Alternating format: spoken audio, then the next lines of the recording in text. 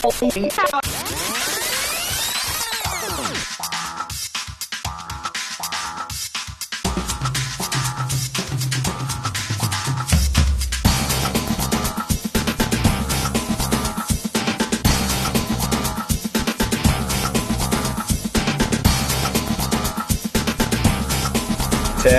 Semi to Tick Studio. 7, 6, Stomach 5, camera 1, mics 1 and 2. 3, 2, 1. Tick Studio. Hello and welcome to another episode of MCTV News. I'm your host, Jillian Andrews. And I'm Brielle Winsor. On today's show, William Campeau brings us a piece on the food studies class. Haley Sweet gives us a look at local business Sweet on Cleaning. I will introduce you to the MCHS cheer team, and lastly, Artemis Dalton gives us a piece about the Norquest program. But first, here's our top story. Students all throughout MCHS try their very best to achieve curricular and extracurricular success. When the school year ends, students wait anxiously to hear back about which awards they may receive. Whether it be through academic work or after-school activities, all students have a shot at earning a certificate and a monetary prize. Avery Thompson brings us this report. Once a year, the school has an awards night where teachers can celebrate students and their hard work. Being able to honor the students for the work that they do each and every year. So, if a student works hard, you want to be able to honor that. So whether it be through Rutherford or a special award or the many awards that we have here at the school, to have that opportunity to just acknowledge them for what they do, it's a wonderful thing that we can do as a school. Students agree that awards give them a sense of fulfillment and motivates them to try harder. It's something to work towards. It's something that we can look forward to and to try to achieve. Other students find that awards boost their self-confidence. It shows that what you've been working towards and all the stuff that you've been doing in school, out of school, extracurriculars, all that good stuff, it's somebody finally showing appreciation for all that. Receiving an award is just realizing that you are the best at what you are doing in that case, and that speaks volumes. The teachers go to great lengths to make sure that the right student is getting the award they deserve. After we get all the marks in, and after we go through the criteria for the awards, then we have to start nominating students for particular awards. So there's a whole voting process. Office ladies out front, they have to do all the certificates. I have to sign every single one. I have to sign like 300 of them. Here at MCHS, awards night isn't about how many awards you win. It's about celebrating your hard work with staff, friends, and family. For MCTV News, Avery Thompson reporting. Welcome back. December is right around the corner, and after our recent unexpected snow dump, residents may be wondering what to expect from this week's forecast. MCTV meteorologist Aiden Chorney is here to let us know what the next 7 days will have in store. Thank you, Jillian. Today in Alberta, I'm in Canada, Yellowknife right now is looking at negative 25 degrees with sunny with a bit of clouds. Whitehorse, sunny with a bit of clouds at negative 12 degrees. Vancouver, 11 degrees with a bit of rain. Regina with a bit of rain and 4 degrees. Winnipeg is a bit cloudy with 2 degrees. Toronto's at 1 degrees with a bit of snow. Montreal is negative 2 degrees with a bit of clouds. And Halifax is raining with 7 degrees. St. John's is 5 degrees with a bit of clouds. Fort McMurray right now is snowy with a negative 5 degrees. A high level is negative 10 with a bit more snow.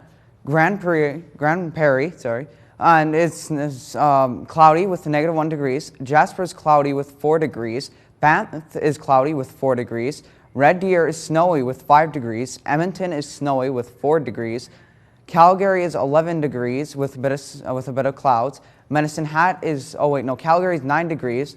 Medicine Hat is rainy with 11 degrees. Current conditions is 2 degrees. Wind with 9-degree-kilometer winds. 80% humidity. Sunrise at 8 a.m. 25 a.m. Sunrise at 4:19 p.m. And this week is Tuesday with rain at 2 degrees. Wednesday with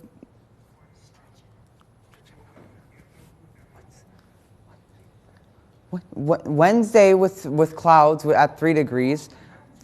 There's snowy with negative 1 degrees. Okay. Friday with a bit of clouds with 5 degrees. Saturday was negative 7 degrees. Sunday it was snowy with minus 8 degrees. Monday it was negative 7 with a bit of clouds. Thanks, Aiden. Next up, reporter William Campeau gives us a taste of the MCHS Food Studies class. It's not uncommon for students to sign up for a class that gives you food, but why is this class so important for our futures? Let's find out. At MCHS, Food Studies is a course where you get to cook as well as learn about nutrition through booklet work on paper. I asked teacher Mark Swerda about what goes on in the course as well as what happens if a student doesn't finish cooking on time.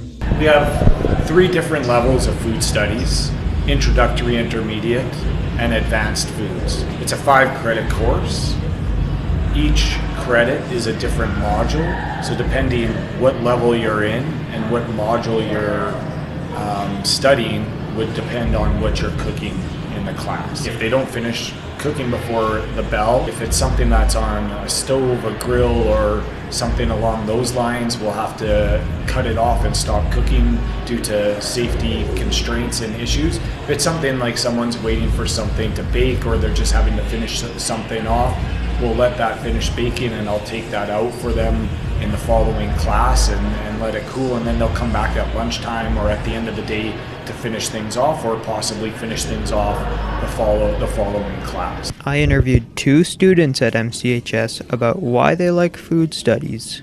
It's fun to make a bunch of recipes and stuff that I normally wouldn't cook. For school, it's kind of like a different class, so instead of just doing only book work, you do a bit of stuff in the kitchen too.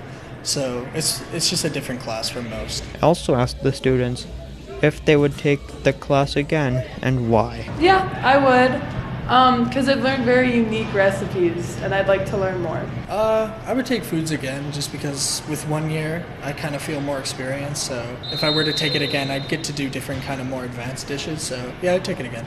For more information on food studies, see Ms. Christensen in Student Services.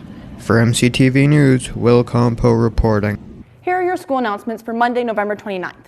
With the holiday season approaching, it can be financially difficult for families. If you think your family could benefit from the support of a Christmas hamper, go see Miss Connell or Mrs. Christensen to get an application for your family. For students in construction class, there's a field trip opportunity on December 8th to the Edges Alive sawmill. Any student interested in attending can now pick up forms from Student Services. This trip will be filled out on first-come, first-served basis, so get your forms in back quickly. Please see Mr. Coxon for more details.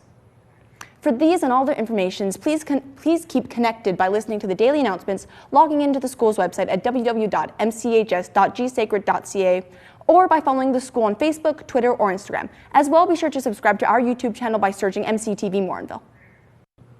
Thanks, Jillian. Coming up, Haley Sweet gives us a look at a local growing business, Sweet on Cleaning. With the increasing popularization of small businesses, some may wonder what it takes to maintain a business while overcoming challenges along the way. Let's have a look. Cleaning is an important part of our day-to-day life. We got the chance to interview Angie Sweet and a few of her clients about her business, Sweet on Cleaning. I have. Don't know if she's gotten anybody from it.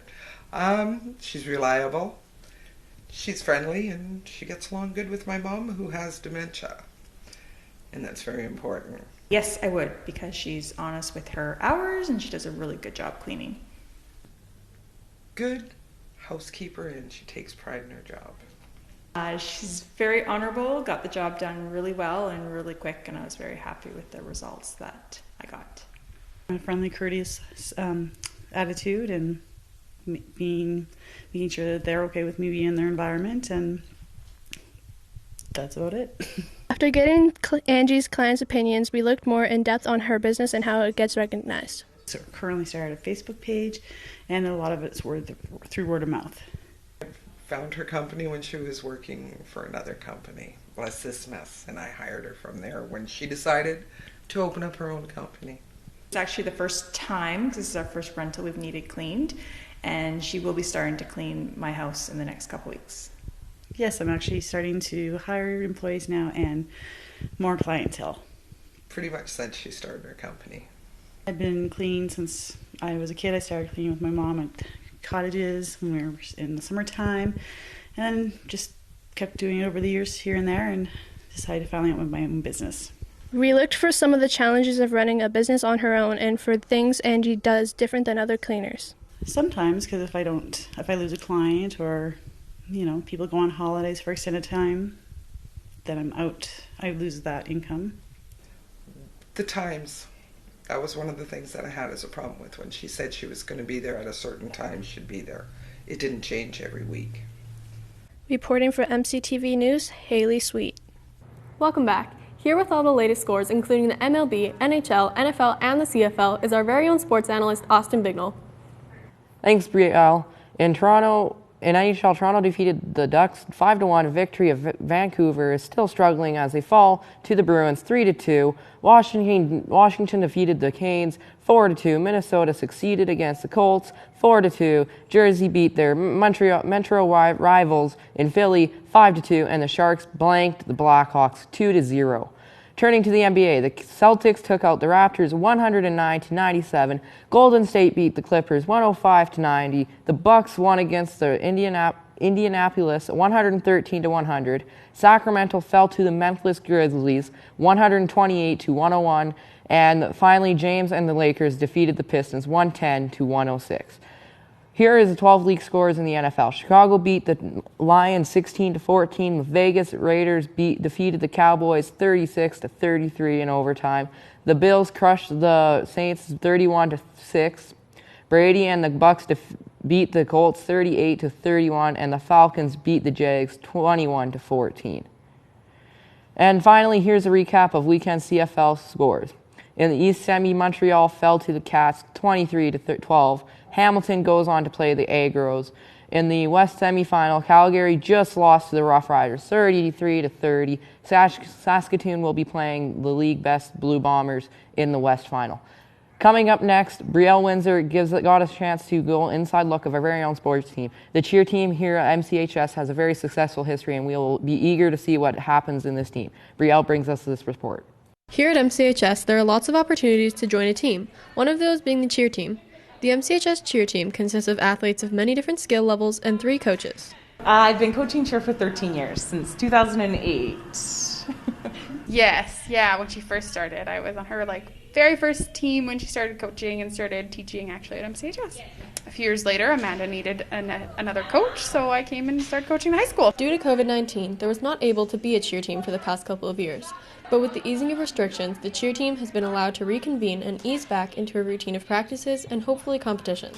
I have only one athlete that is returning. The others, some of them had cheered at Primo and some have no cheer experience, which is also really cool. I was a little nervous. I mean, I barely know what I'm doing, so it's going to be a little scary. It's quite a bit different. It's a lot more advanced than what we used to do. It's quite a lot more intense, but it's still the same great environment and everything, just quite a bit more hands-on. Just as on any team, the members of the cheer team need to trust each other. After all, you want to trust the people throwing you into the air.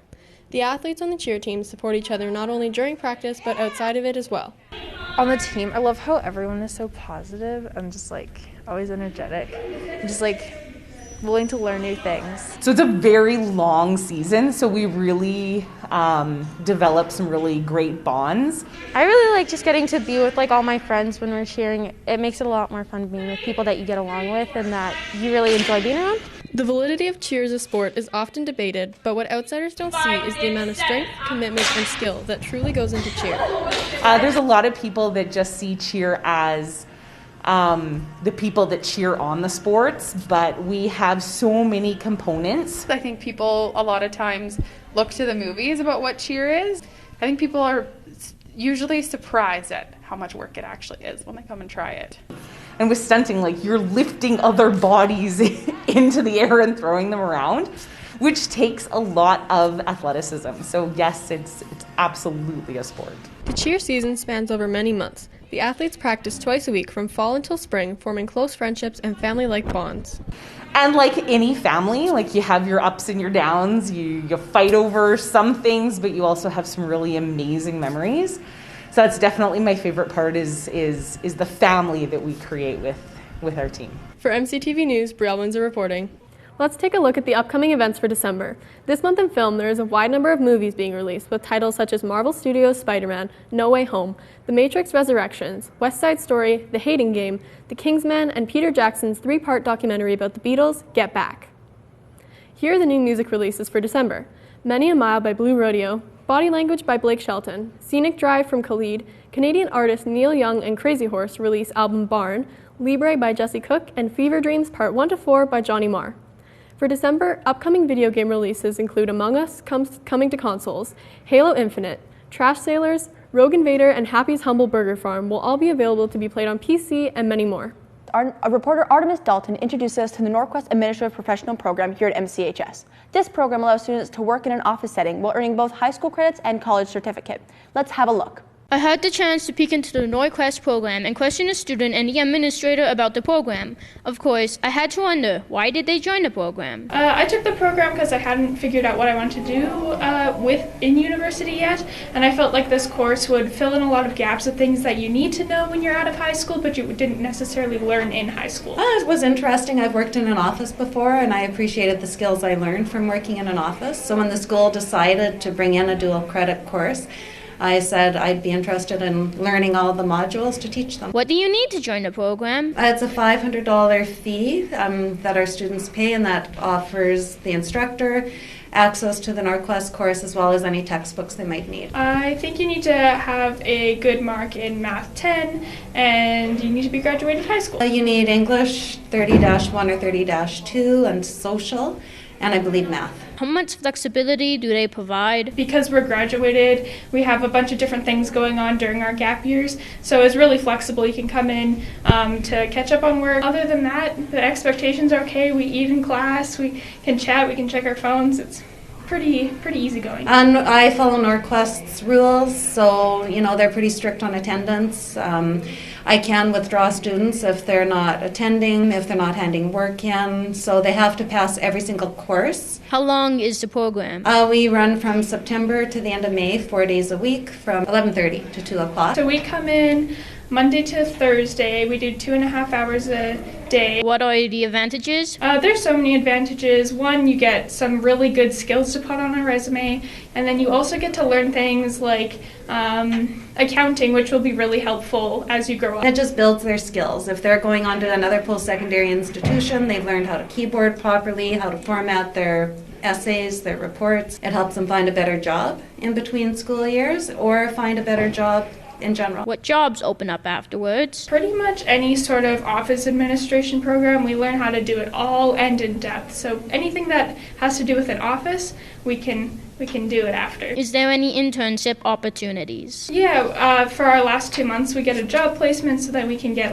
real world work experience and apply what we learned in class. Yeah, they do that all of June. They have to do it as part of their course. So they work in an office using the skills they've learned all through the year. The Norquest Administrative Program teaches wonderful skills for working in an office type job. For MCTV News, Artemis Dalton reporting. And that's it for another episode of MCTV News. Join us again on our next episode to hear about the Honeybee Acres Christmas Market, the Light of the Night Festival, the physical education class at our school, and the mass protocols at MCHS. All this plus sports and your 7-day forecast on Thursday, December 2nd. Okay, it is so close to Christmas, but is it too early to decorate? No way. My house is already fully decorated. Me too. We did it just this weekend, and also the school's already decorated, so I'd argue it's never too early to decorate. For sure. I think the snow just really helped set the mood. Exactly. From all of us at MCTV News, I'm Jillian Andrews. And I'm Brielle Winsor. Thanks for tuning in.